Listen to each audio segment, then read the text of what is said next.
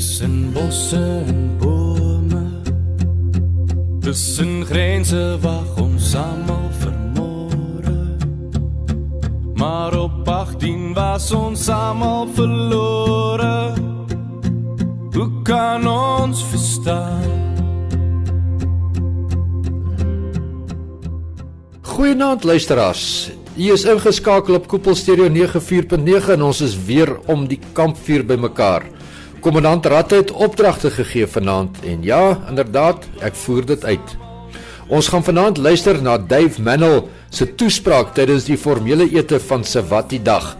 Aangrypend, waar, stylvol en met die soort army humor waarvan Kommandant Ratte baie hou. Hoop die van u wat gaan luister, hou ook daarvan.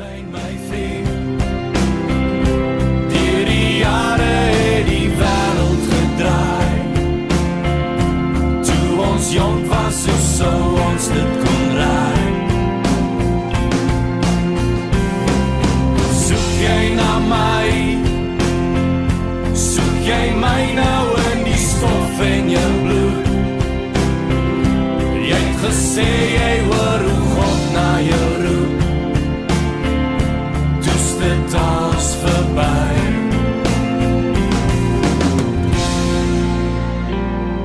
Na al die jare, ver verlore, dink ons rond in ons dade. Met soldate leef met grense so skare. Hoe kan ons verstaan?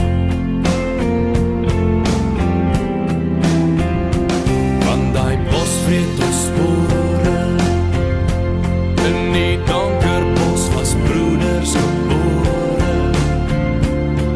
Die donker saamgebid vir 'n môre. Ek teen slag toe was jou lewe verby. Roep jy na my, roep jy my terug na die kaplyn, my vriend. Deur die jare het die wêreld gedraai. Toe ons jong was so ons dit kon raai. Waar is jy nou?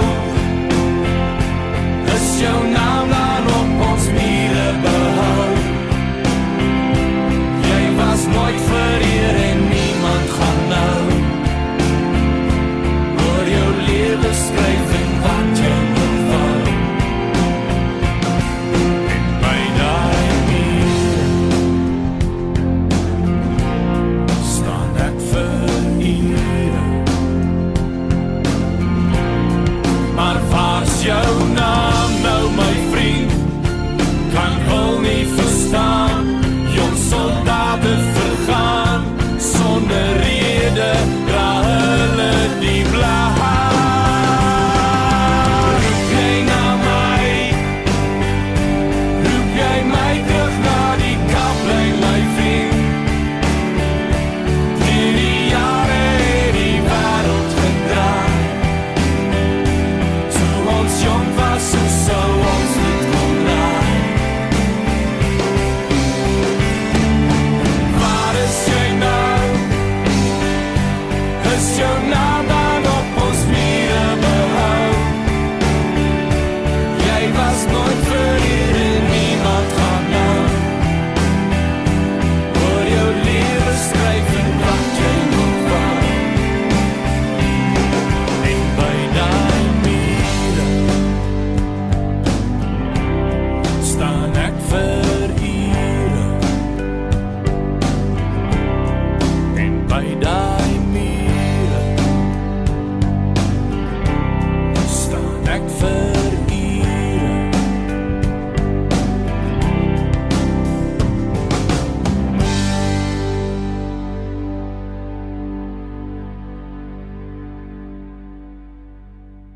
Ek is nou al 20 jaar uit Suid-Afrika uit en my Afrikaans is ek wil sê uiters swak.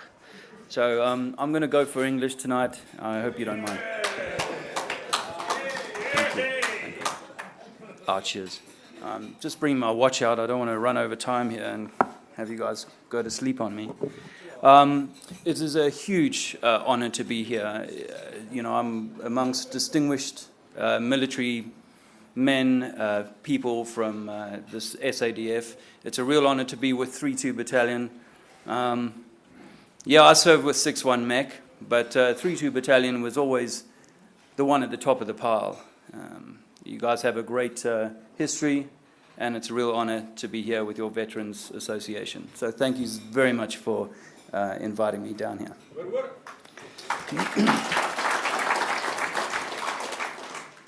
I just want to boast quickly. On the back cover of my book, I've got an afterword written by former General Roland de Vries. So I think I'll just add that in. All right, so my talk this evening is based on the Battle of the Lomba, and the Battle of the Lomba is really, you could describe it as a month-long period of action. Although, as Roy said, that my book focuses on a single day, the day we destroyed the 47th Brigade, a day that the Chief of the Defence Force came and said to us that that was the greatest single-day battle victory in the history of the South African Defence Force. So it's something that I've taken away with me and felt very proud of being part of all my life. I didn't talk about my national service very much after our time in '87, but about 3 or 4 years ago, a key was turned, and I decided to look again at my national service. It came as a real surprise to me to find that very few people knew what had happened at the Lomba. A lot of focus, a lot of attention was given to the latter period at Cuito Carnaval. This is the story that predates Cuito Carnaval, and I hope that the presentation I give this evening helps you to understand that particular period of our military history. So, I guess like everybody, I started out as a raw roof. I was 17 years old when I turned up for my call-up and was sent to Zeerust, to SSB, and went on selection course, and within a week was sent off to School of Armour down at Tempe in Bloemfontein. And there I began my basic training, just like everybody else. That's me. That's on my first pass back home. My mother took that photograph. Just completed my basic training. There's no colors, just the browns and the beret. Our training was just like everybody else's. I mean, some people will say the Parabats or some other unit, they might say, well, we had it tougher, and perhaps that's true, but we had it real tough. Plenty of early morning inspections failed, beds turned upside down, trommels carried around the bungalow for a half an hour, the usual stuff, and of course, pole PT, which was, as it turned out, very helpful training for cleaning the 90mm barrel, which is the equipment that I was then given to train on. We went through gunnery training. You had to be proficient at the 90mm and the 60mm variant of the armored car, the Noddy or Eland, the Panhard derivative. We had to do driver training there, as well as, of course, plenty of maneuvers training and night shooting. Just for those folks who haven't seen the inside of a 90mm turret, this image will give you a sense of the 90mm. That there is the, I'll point on this side, that there is the breech block has been dropped down, so you can see right through the 90mm turret. And just to the left of that is the coaxially mounted 7.62 Browning machine gun. There was a second Browning machine gun, and that was the ACAC on the crew commander's side. So I, as Roy sort of mentioned, I went on officer training and was most of the way through the officer training. I was within touching distance of becoming a lieutenant. I was wearing the CO Kake's officer. Can I say that? Can I say that here? That's what I was. And a friend of mine invited me to come to a casino at a place called Boccabello, or near Boccabello. And I came back at 3 in the morning. We decided cleverly to sleep in the bungalow adjacent to ours because the guys were on field maneuvers. We wouldn't spoil our beds, so we get an extra 15 minutes in bed. We overslept. and I was demoted. So the upshot is I end up as a corporal, and I get sent to Xeris to collect a troop of equally young men, and we are dispatched for a year's service at 6-1 Mech. My friends who were training with me and who really wanted to go to the border, their first choice was 3-2 Battalion. The second choice would be 6-1 Mech, I expect. Now, 6-1, I mean, I think that a lot of the veterans I've picked up from this evening are perhaps more from the 70s and the early 80s. I'm there in 1987, and 3-2 Battalion has kind of morphed somewhat from its earlier incarnation. It's become more of a mechanized unit. It has now with it a squadron of 90mm rifles, as does 6-1 Mech. So 6-1 Mech is the base that I go to, and as you can see from the images that I've put out here, it's like a camp, tent-based unit, very few fixed structures. It's a collection of different corps. Probably the big boys in the unit are the G5s.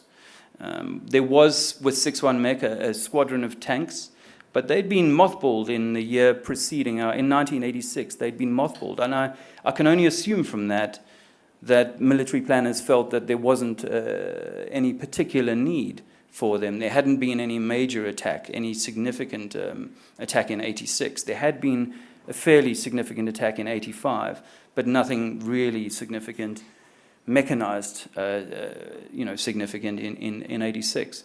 So that year they were mothballed, and so the big boys in town were the G5 cannons that we had with us. We also had the sunroof rifles, which were the 81 mils. They had the roof that opened up at the top for their pipe to poke out. And the good old infantry mechanized boys with their 20mm buzz feed, rapid fire, tungsten tip cannon. I mean, it was a phenomenal piece of kit, and we had two platoons of, companies, two companies of 20mm with us. And then, of course, my toy. This is the 90mm rifle weighing in at 19 tons. A beautiful piece of equipment as far as we're concerned. We trained on the Ierland, and anyone who's been anywhere near the Noddy car knows it's an old piece of kit, lovely, but hard to work. This, on the other hand, was phenomenal. We were 3 crew members in a vehicle made for 12, so we had lots of room in the back at night. So, I mean, it's a beast of a machine. Just a couple of images here to give people a sense of the machine. I mean, the engine weighs in at around 2 tons. And the tire changes were a 3-man job unless you had a crane on hand. The crane you can see there is dropping the spare tire onto the roof of the rifle. So we obviously had to get used to driving this new 19-ton behemoth. It was nothing quite like the Ierland, and as this photo will show you, we had a few mishaps along the way. Actually, the crew commander of this vehicle went on to win himself an Norris Crooks, but on this day, he was trying out handbrake turns in a Shauna.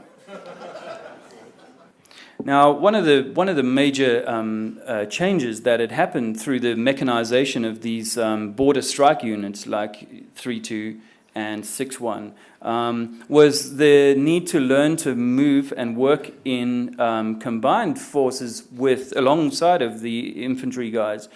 So some of our training involved, as you'll see from this photo, if you look towards the rear of the rifle, this is obviously a night operation, training operation, but if you look towards the rear of the rifle, you'll notice a couple of infantry guys down on their knees. We always, in training anyway, we always had to alert the infantry lads alongside of us that we were about to fire the weapon. As you can see from the muzzle blast either side, you didn't really want to be standing next to the 90mm when it fired.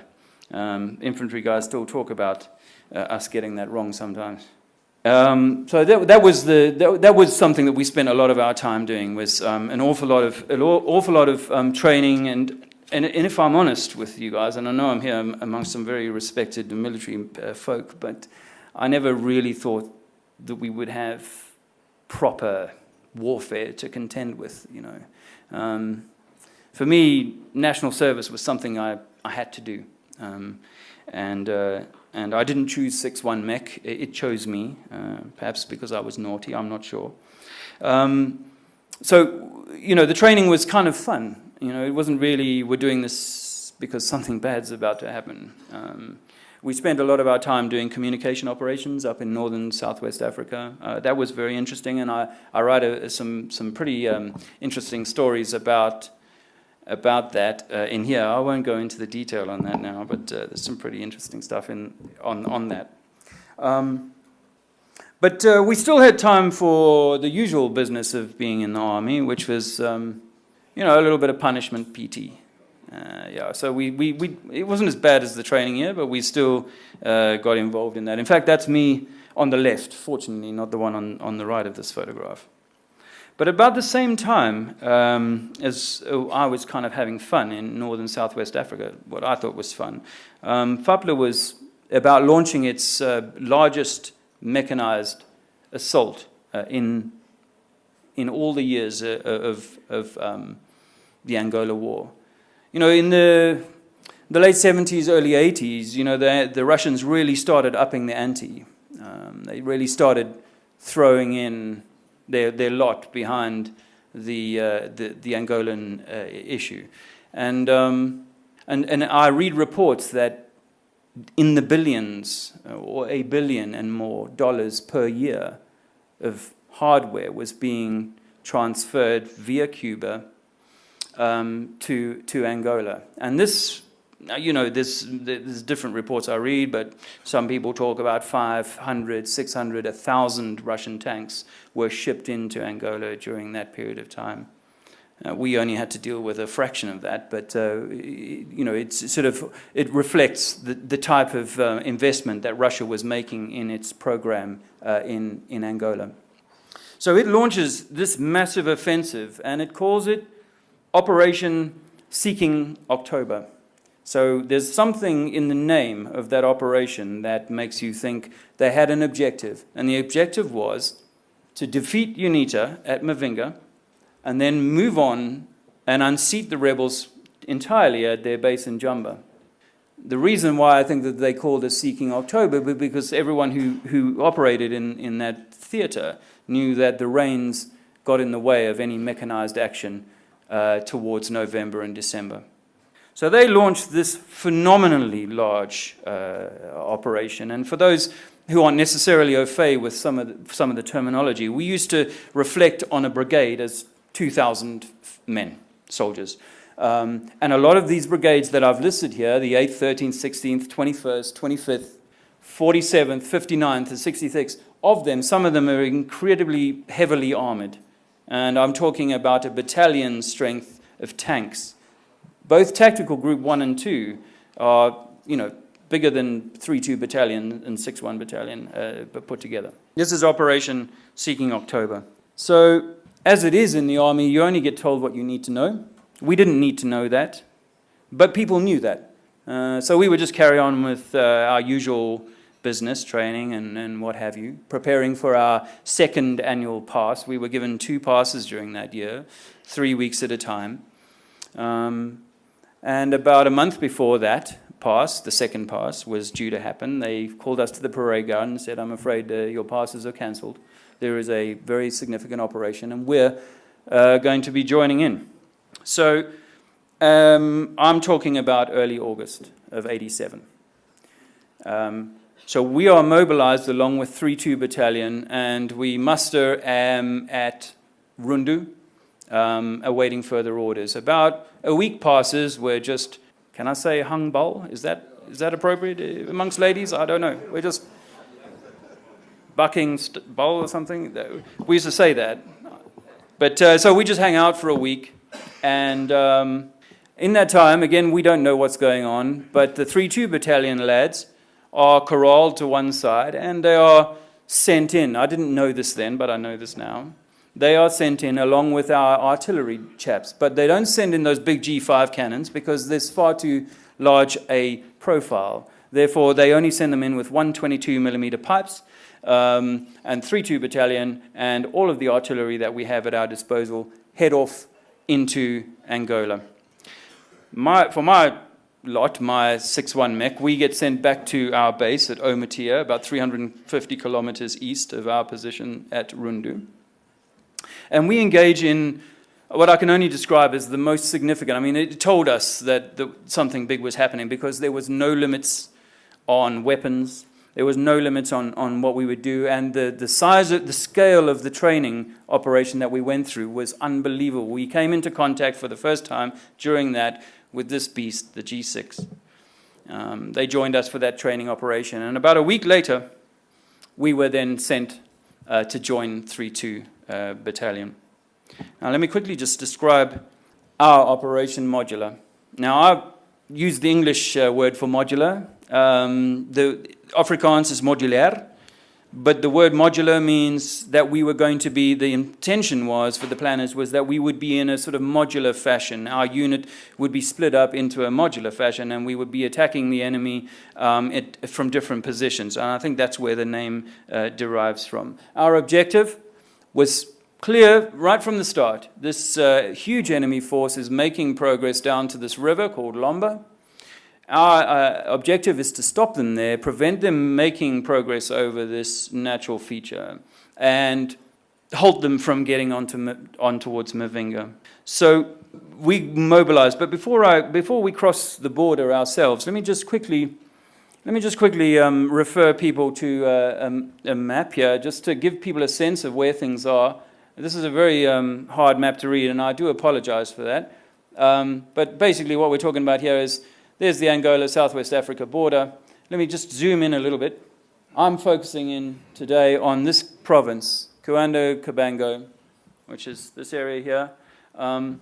If I start at Menongwe, which is an important place because they send a lot of aircraft out of there, Cuido Carnaval, people know about that, Lomba River, Mavinga, which is a stronghold. Jamba is down here, and I'm sorry, it's off this map.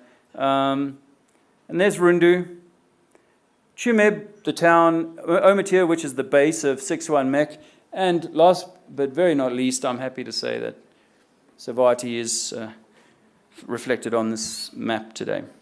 So our fantastic military engineers built a pontoon across the Kavango River, and we quickly move from this sort of tar track into this sort of dirt road environment. And just a sort of special note, this photograph I like to include in this presentation because this chap here in the crew commander's seat perishes at the Battle of the Lomba, and consequently a memorial known as Hein Memorial is erected in the military museum in Johannesburg, remembering him and, of course, the actions at the Lomba.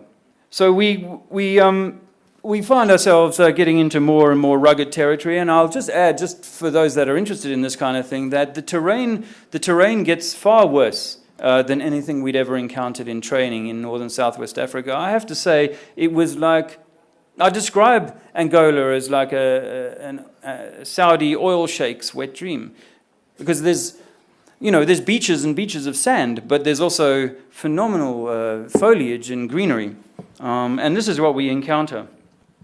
But as most of you veterans will know, that traveling in convoy can be a fairly pedestrian business. Progress could be as slow as 5 kilometers an hour over a 24 period. And the trek to the Lomba was no difference. It took us about 6 days to work our way all the way up to the Lomba. And drivers had to quickly learn to deal with these very treacherous conditions. As you can see, this guy has managed to beach his vehicle all the way down to the belly. I describe that in my book as a beached whale. And in addition to that, we also had to be mindful of trenches. If you drop a wheel vehicle in a trench, that could be very hazardous. And later on in my story, or I may not talk about that tonight, but I come across some of our friends from 101 Battalion who dropped a vehicle into a trench during combat and had never left that trench, I'm sad to say. So this guy, he's taken trench vehicle rolling to a new level. I just want to examine the area of operations in a little bit more detail. What I've done with this second edition of my book is to take a little bit more time to help the reader understand the environment and the situation. Because I think one of the things that people have often done is to conflate the Lomba period with Cuito Carnaval. And if I leave you with anything this evening, it is that the Lomba period predates Cuito Carnaval, and arguably the Lomba success is the reason that Cuito Carnaval happens. Whether that's whether you see Cuito as a good or a bad thing, it would never have happened were it not for what comes next. So what I've done is, you've got the Kunzumbia and the Kuzizi River running down along here, and I'm sorry if people can't see this from all sides, but so this is the Lomba, and what I've done is I put this little red dashed line here in order to create the image of a bucket or a pocket. Yeah, thank you. To create the sense of a pocket. Now, the massed forces that I just reflected in that, the amount of enemy forces that were available, pretty much all of them by July have massed in Cuito Carnaval. But fast forward to August, and you find that the 16th Brigade are just sitting up here, over here at this part of it, and I'll just point that out on this side. The 16th Brigade had just popped up about here. The 16th, 59th, the 16th is here, the 59th is here, the 47th is there, and the 21st, critically, is here. And this is where you guys really come into your own. The 21st Brigade. Now, I'll get on to that. I have a slide here I need to show you because obviously, like everybody else, we got used to living on rat packs. This is an old South African Defence Force rat pack. I'm sure many of you will be very familiar with that. This is a very rare scene. This guy here, he's known as Lima Romeo for those people who follow Facebook stuff. He's done a lot of it. He's taken a lot of the photographs, but he's got a rare bit of meat. And then this other chap here is getting rid of his rat pack. Now, we had taken life a little bit rustig, it's fair to say, and I'm a Sotpeel. No, I can't say that. I'm a Soti. And so we'd taken things a little bit rustig, but, I promise you that once you cross the border and once we got through Mavinga, the hair started raising on the back of your neck. And so we start taking camo very seriously, foxhole digging very seriously. This is all very, very important to anyone's survival. For those who aren't particularly aware, I should add that, the sanctions had a significant effect on some parts of the military, and one part in particular was the Air Force. The Mirages, as great as they were not equal to the MiG-23. Certainly in a dogfight scenario, they were not suited to that. And, of course, the anti-aircraft capabilities we had in the Eastervark, 20mm, double-barrel 20mm, versus this SA-8, SA-9, guided missile systems. We were not in the same league. So we really had a bit of as good as our Air Force pilots were, and I will stress that, make no bones about it, they were fantastic pilots, and they had to risk life and limb to come in on bombing raids when they did come in. But really the sky belonged to the MiGs, and the anti-aircraft certainly was Russians ahead of that. In fact, prior to us entering Angola, a senior general came to see us and said, if you can find one of these things called a SAM-8, they call it a SAM-8, I think they call it SA-8 now, but a SAM-8, if you can find a SAM-8, the Americans will pay for this war. If you find a handbook for a SAM-8, they will give us $1 million. And this is in 87, so $1 million was still a lot of money. So once we arrive, once 6-1 Mech arrives, we formally become part known as 20 Brigade, and I'm very proud to have your former commander's name on my slide. Falcon was the leader of 20 Brigade. So, for those who aren't necessarily military, I know there's wives here and so on, let me just make this point. When all of the South African forces were massed at the Lomba, we had one brigade. What we were facing on the other side of the river was that list of 8 or so brigades. In the immediate theater of combat, there were 4 brigades that were threatening to cross the river. So what they did was they reconstituted us. The two primary strike units, 32 and 61, were reconstituted as 3 battle groups. We were broken up into Alpha, Bravo, and Charlie. 61 Mech led Alpha, 32 Battalion led Bravo, and Charlie's battle group Charlie was made up of a number of sort of constituent parts from 32, 61, and 101 Battalion. And the reason for this was obviously because we had a number of fronts that we were looking to fight, and we didn't have the resources. So to split the units up meant that we could come in from a side attack while someone else was coming in from the front. Now the first direct clashes, I should say that 32 Battalion have arrived at the beginning of September in theatre, and they're doing some scoping work. There is some minor skirmishes, and of course the artillery are ranging in and starting to bring their heavyweight barrels to bear. But the first direct clashes come around about the 9th, 10th, 11th of September. And this here is where the 21st Brigade is. And this is where 32 Battalion distinguished themselves, because what had happened in the preceding week or so was that 21 Brigade had managed to get themselves a toehold on the southern bank of the Lomba. And this was obviously a bit of a problem, and we needed to try and push them back, but they'd managed to acquire a logistics base, and that was where we had to go and confront them. A number of your own die in those contacts. A friend of mine who'd been in training with me when I was still going to be a lieutenant, Second Lieutenant Alves, gets caught in a Shauna. His vehicle gets stuck, and a tank drives within, I'm told, 100 meters, maybe less, and takes the final kill shot. But so what happens around the 9th and 10th of September is that they managed to push the 21st Brigade a little bit away from this the logistics base, but not make any significant gains. My battle group get asked to go and visit that battlefield the next day. And we obviously find a number of things that are of interest. They were pretty well dug in. I mean, this was a feature of the combat that we found, was that the enemy were often extremely well dug in, and it made it very difficult for us to unseat them. But of course, we found the usual detritus of war knocking around, and I've included this slide because most people here will know that the ZT3 distinguished itself at the same period, taking out 3 tanks in the space of 15 minutes. It was a prototype vehicle. It had never been used it had never been tested, actually. This was its testing run. And those who've heard the video clip or the audio clip on the web will know that it sounded pretty chaotic inside of that turret, because they were still working out how to make the kit work properly. But they took out 3 tanks, and that was the only time, as far as I know, that this piece of kit was used during that period. Oh, well, this photo I've included just kind of a little bit of a plug, really, because this photo is this photo, and it happens to be my squadron, or some of my squadron, who, jumped on a tank that was lying around from that period.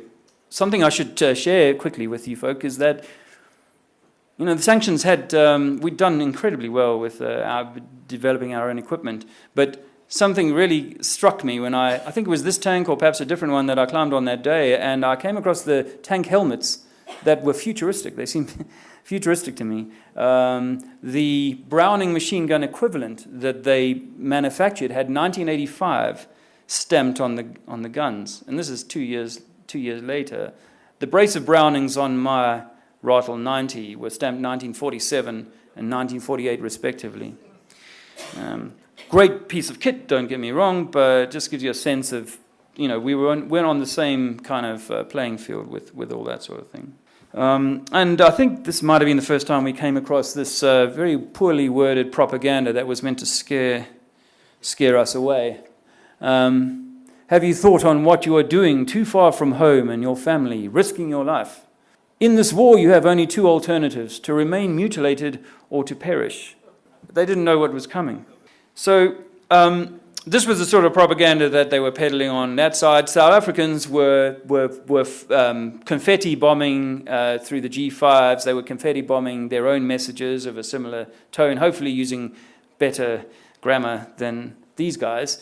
And then back at home in South Africa, at about the same time, the Natal Mercury also had a little bit of its own propaganda, and I'll read this out for you. We may be in Angola, we may have withdrawn, and we may never have been there. So just work that out for yourself. Are you sure? So before I go any further, I just want to have a quick word about our hosts. Not 3-2 Battalion, I'm talking about UNITA. We were obviously there to support UNITA. I mean, the message that I was given as a kid, I was 18 then, was that, it was fantastic for us to support Jonas Savimbi, support UNITA, because it meant that there was a buffer between us and the bad guys, in Southwest Africa. And that seemed sensible. And of course, I was brought up as a capitalist, so we're fighting against the communists. I'm all for that. So I was kind of right on side with these guys, and I have to say a lot of respect that we had for them, because they lived and died for their charismatic leader, Jonas Savimbi, and we admired their hardiness and the frequency with which these guys went into battle. This is a very rare sight, actually, seeing the guys in a vehicle. It was most often that we saw them on foot. But on the 16th of December, if I can just dial back a few, on the 16th of December, Battle Group Alpha, which is the group that I was with, had been dispatched westward, because what had happened was that the 47th Brigade that had been trying to cross the river here had given up trying to cross the river, and they'd kind of gone all the way around the crest of the Lomba. They'd headed all the way around the west, and now they were believed to be heading on the south bank, and this was a real problem for us. I mean, 47th Brigade was strengthened with a battalion of tanks, and I'm not exaggerating that. My former commandant, I saw him, Commandant Bock Smit, I saw him a few months ago, and he confirmed this. There was a battalion of tanks that they were carrying along with them, right? I think that's somewhere in the order of 30 or so tanks. And they've moved their way, they've come around the end of the Lomba River, and they're on the south bank now. And if they can join up with the 21st Brigade back here, then it would be kind of game over. It would be very difficult for us to have prevented them from making further progress. I'll remind you that we had 6-1 MIC, 3-2 Battalion, 101 Battalion, and our friends from FAPLA. We didn't have the hardware that they had. We didn't have the air superiority that they had. We had the tactical nous, I'll say that, but we didn't have the gear. And we had those, yeah. Balls, can I say balls? Okay. Ballas, don't you say that? Anyway. So, UNITA. So we've been dispatched to go and meet these guys, and this becomes my first contact, the 16th of September. We had a little bit of an unfortunate turn on the 16th of December, because one of our buccaneers thought we were them and threw some bombs on us. So our forward movement that day was a little bit off-center. There was some confusion, and we end up having a contact that lasts about half an hour in very dense bush. I mean, the commanders are very unhappy about the density of the bush. This is a real problem for them. On this battle, infantrymen were deployed alongside of us, the 90 mils, as we'd trained, and that lasted for about half an hour until the first guy got killed. And from then on, we never fought with them alongside of us. Much respect to the infantry guys. I mean, for them to get out in those situations was very difficult. But once the guy was recovered by his friends, we were pulled back and then returned back to the 21st Brigade to kind of join up with the 3-2 guys. Of course, I shouldn't continue without adding that the artillery were instrumental in everything that we did. The G5s, the multiple rocket launchers, the mortars, they all deserve their fair share of accolade. But some 2 weeks after that first contact with the 47th, the planners heard that the 47th Brigade had now given up its attempts to carry on south, to carry on east towards the 21st Brigade, and actually they were looking to make a crossing back to the north of the Lomba. But the problem they had was that the Lomba banks were so marshy that they couldn't, with their older bridging equipment, they couldn't get across the river. So they'd called in some support from the 59th Brigade, who were some 5-6 kilometers north of the Lomba. And they'd asked them to bring in some newer bridging equipment. This meant a delay. And we're talking about 2,000 men. We're talking about hundreds of pieces of heavy equipment. So it wasn't an easy task and a quick task to get them over. So on the 2nd of October, my unit, 6-1 Mech, was reconstituted for the first time. So the battle groups Alpha, Bravo, and Charlie were dispensed with for a short period of time. 6-1 Mech was reconstituted.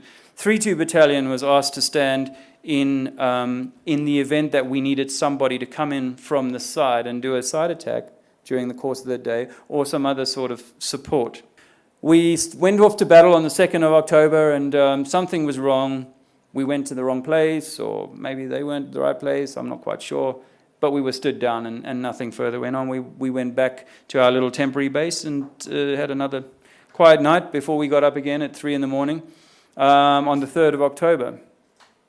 This isn't, for you chaps who've probably seen a lot of this yourself, this isn't particularly anything new. We didn't expect there to be anything particularly different about this day on the 3rd of October. It was another contact.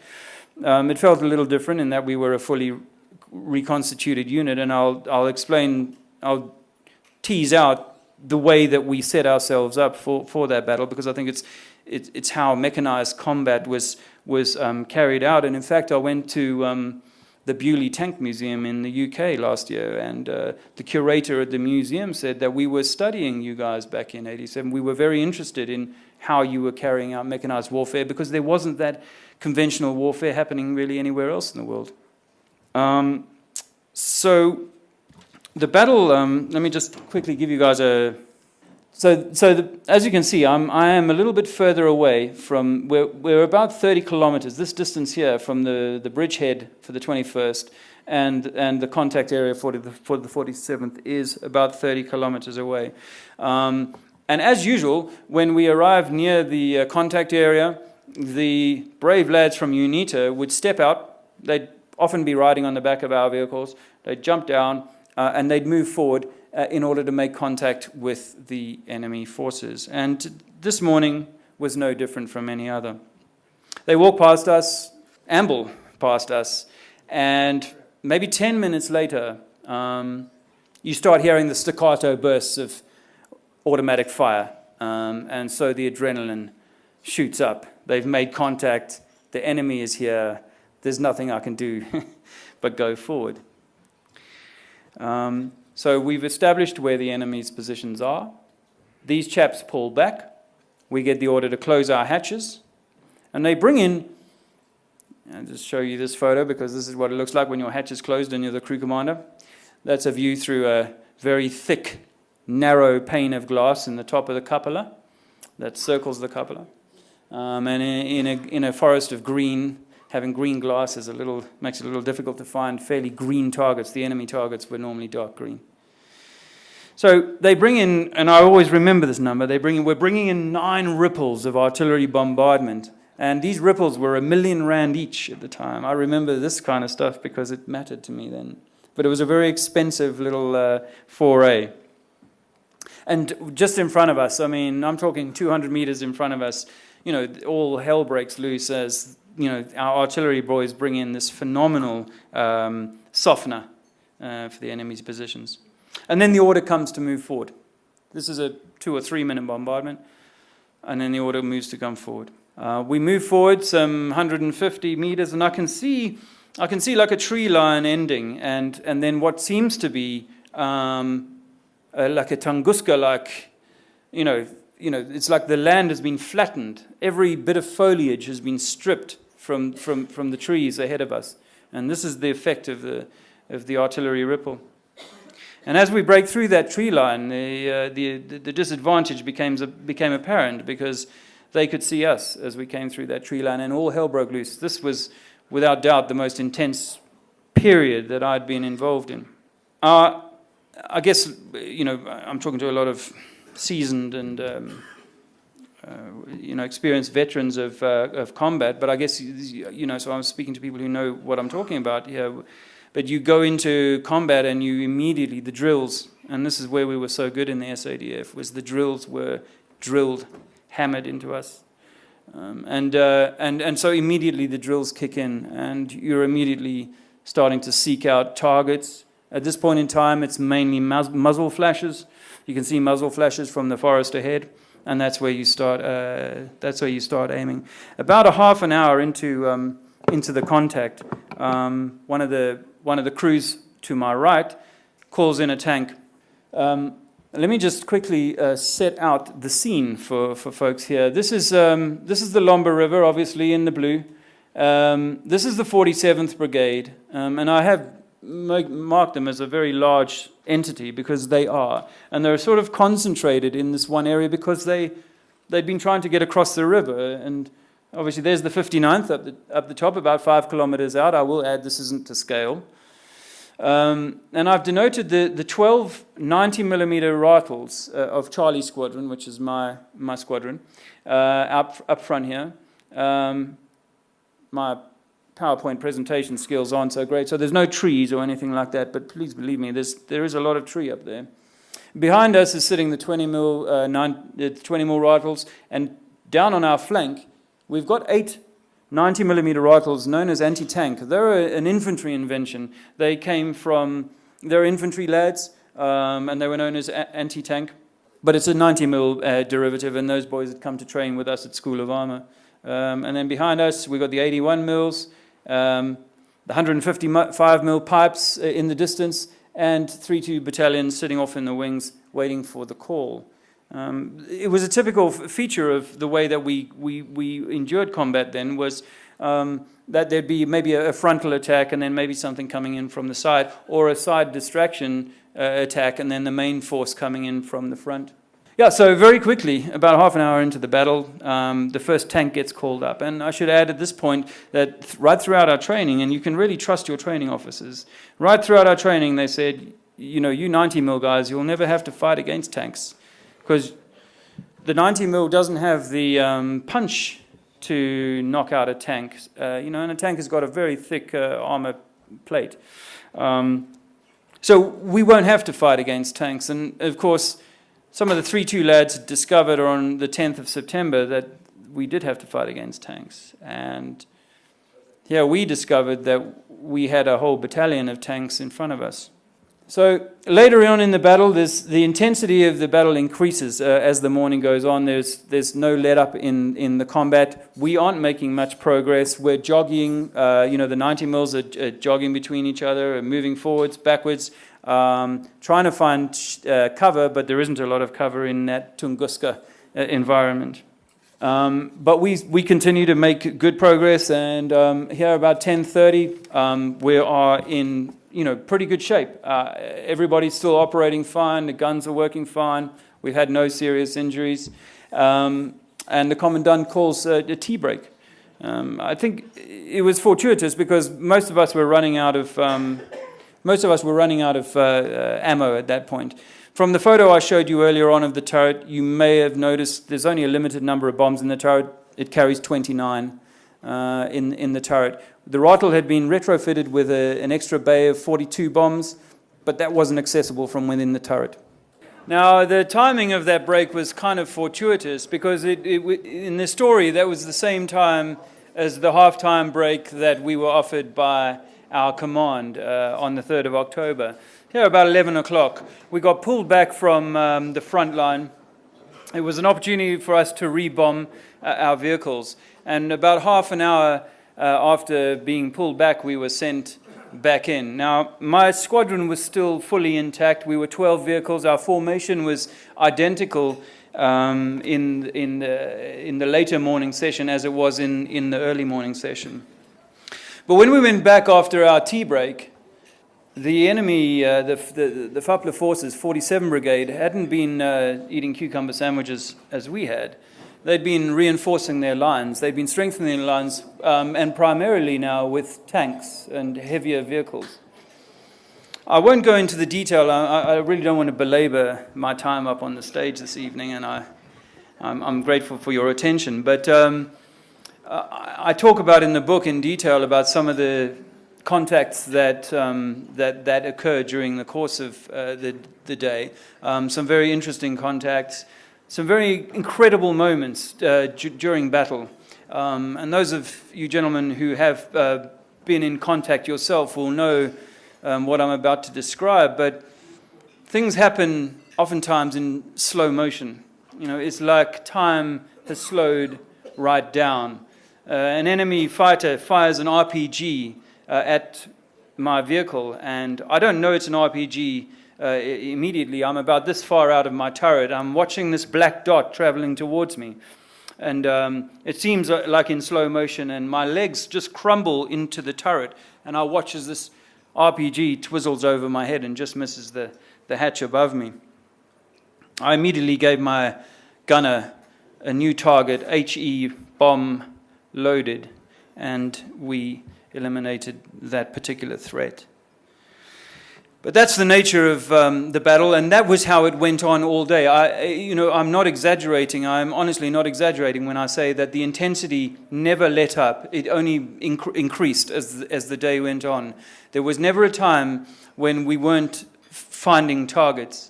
As I said, we had 29 bombs in our turret. We were never shooting at ghosts. We were always shooting at targets. And in the first session in the morning, we pretty much used up the 29 bombs. In the second session, the targets were coming heavier and faster. And within an hour and a half of rejoining contact, I realized that I was running out of turret bombs. I didn't want to leave the front line. I didn't want to leave my troop. So I got my driver to pull back. I wanted to pull back maybe 100, 200 meters. I wasn't finding cover, but I just wanted to be a little bit away from the front line so that I could exit the vehicle and take those bombs out of the side bays that are in the left door. You open the left door of the rattle, and you can access the side bombs and pass them up to the gunner. The 90 millimeter bomb is about this large. It probably weighs about 10 kilos, and it probably stands about this size. But as I order my driver to reverse, he begins the reverse maneuver and then tramps on the brakes. And I immediately say to him, keep going. The driver can't see behind him. There's no rear view mirror in a rattle. And so as a crew commander, you're required to look out behind, make sure he's not about to ride over a tree or some other trench or whatever. So I immediately say, keep going. And so without having come to a full stop, he immediately starts going again. And as he does that, an 82 millimeter mortar lands on the back of our vehicle. I saw my driver last October. We had a reunion to Mark Lomber battle. It was our first reunion. And my driver, David, says to his name's also David. He says to me, you remember the time that mortar hit our vehicle and how the vehicle just tipped up? From the force of it at the back. I didn't remember it tipping up, but I remember watching it strike the spare wheel on the back of our rattle. My mother used to say I had a guardian angel looking out for me while I was there.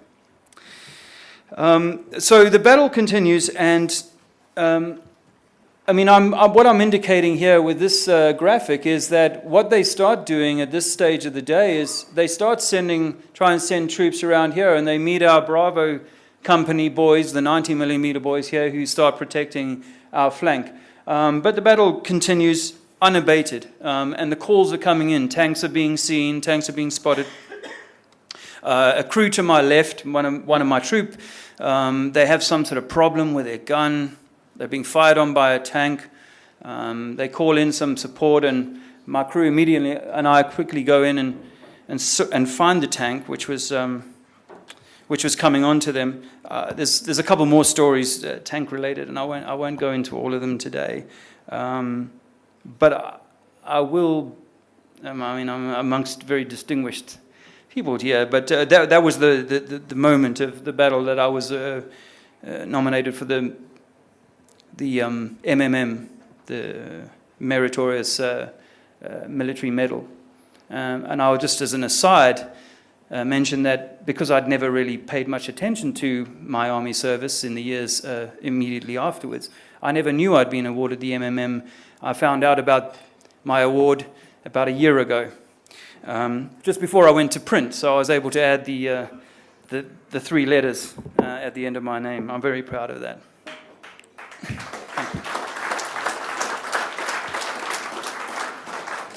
Thank you very much. This is the typical T-55 situation, and this is the typical kind of bush scenario that you would find the tanks in. They're very difficult to find, but in the latter part of the day, we found them moving quite a lot more. We found the enemy starting to kind of vacillate over their own defensive lines. I found that I was starting to make progress. Now, what I've done with this graphic, my troop is this troop here on the left-hand side. Now I've cut down the vehicles. There's no more 12 vehicles at this time of the day. Some of our recoils have stopped working.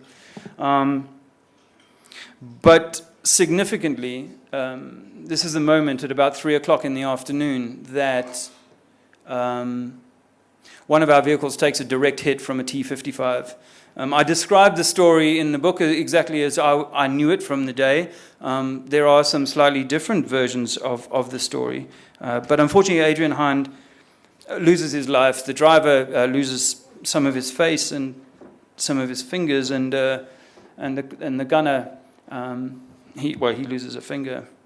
But that's the most significant loss, but it's a pivotal moment in the battle on the Lomba, because Bok Smit then calls in a vuurgordel while the guys nearest them go in to recover the vehicle and the crew. Vuurgordel, as most of you will know, will be, we're laying down a blanket of intense fire. And then this is the first point in the day when I'm no longer shooting at direct targets. We are just laying down a blanket of fire into the area where they're looking to do the recovery. This, I believe, was the moment that 47 Brigade finally capitulated. You see, where they were at the Lomba River there was a bit of a bow in the river, and I haven't done that with this graphic, but there's a bit of a bow in the river, and that's where they're kind of caught. And for the first time that 3-2 or 6-1 had encountered the FAPLA forces in that time, there was nowhere for them to melt back to. They couldn't get across the river. They didn't want to flee westward. So they were basically stuck looking to get across the river. And at this point, guys are starting to leave their vehicles, try and swim across the river. There's stories of tank commanders driving their tanks into the river in an attempt to cross without a bridge. There's even a story of a tank commander that drove his tank over a stricken tank that was already stuck in the river and tried to use the tank as a bridge.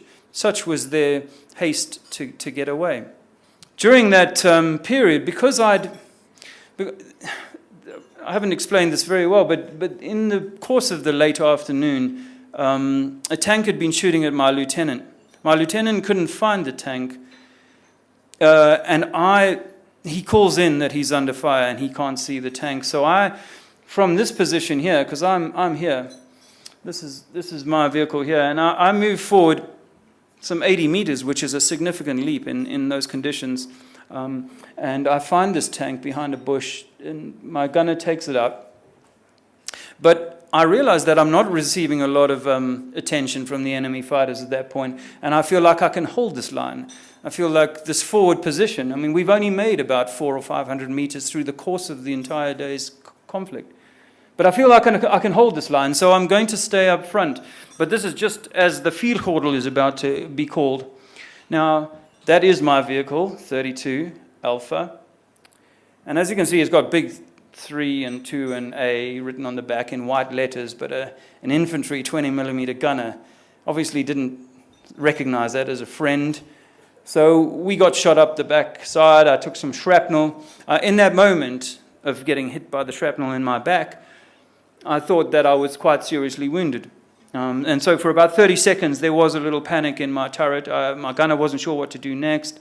And until I established that I wasn't dying, I wasn't sort of in full command of my vehicle. But within about 30 seconds, I'd established that this isn't a serious wound, and we were good to go, and we carried on fighting. My vehicle, unfortunately, would never fight again. It was so badly damaged that they were unable to repair it in the field. At the end of this battle, as you know, there's 6 tires on this vehicle and there's 1 on the roof. Only one of those 7 tires of my vehicle was still inflated. Such were the bombs landing either side of us and around us through the course of the day. So the 3rd of October sort of ends like that. We do this vuurgordel, we pull back, and about half an hour later, the Commandant Smith asks for a delegation to go forward and clean through the area. As I said, my vehicle was no longer operable. I wasn't part of that. It was led by the chaps from Bravo Company, and they found no resistance whatsoever. In fact, it was a bit of a turkey shoot, and the Commandant had to insist that the guys didn't go shooting at these fleeing soldiers, and I have a lot of respect for him for doing that. We went back 2 days later. Well, I didn't go back. I still didn't have a vehicle. But the guys went back a couple of days later to go and inspect the battlefield. And as you might remember, I mentioned that we had been told that if we could get a SAM-8 anti-aircraft missile system, the Americans would pay for the war. They left 3 behind, SAM-8 missile systems. And Marius and I were just chatting about this just now. I think SADF had been trying to get a hold of these SAM-8s for some time. So it was quite a coup. They captured one intact. I'm told it went over to Israel rather than to America, but I don't have that on good authority. I've put this photo up here because I wanted to show what a 90mm heat round could do to a tank. And that's where you burn through. That's some very good shooting right there. My gunner took out a tank that later was to appear in the Paratas magazine, in fact, because this tank that my lieutenant couldn't find, and my gunner was able to stop, the turret blew off the top, and it ended up lying right next to it, and it ended up on the Paratas magazine sometime later. Now, this is images of the guys trying to get it through the Lomba River. I mean, they were just fleeing. Here's a turret, didn't make it. And this bell here, it was the 47 Brigade's bell. It comes out of a Portuguese Catholic church, been stolen, no doubt. But in their haste to leave, they'd obviously left a lot of their stuff behind. And this bell was used to signal, the soldiers didn't necessarily have watches. So it was used to signal various moments of the brigade's day. So the Lomba Bell is now the museum in Ditsong and is part of the Hein Memorial. Baie dankie Dave Mannell vir daardie pragtige toespraak. En dan, soos gewoonlik, sluit ons af met 'n huldeblyk aan al die soldate van die voormalige SAW wat saam grensdiens gedoen het, maar nie weer teruggekeer het nie.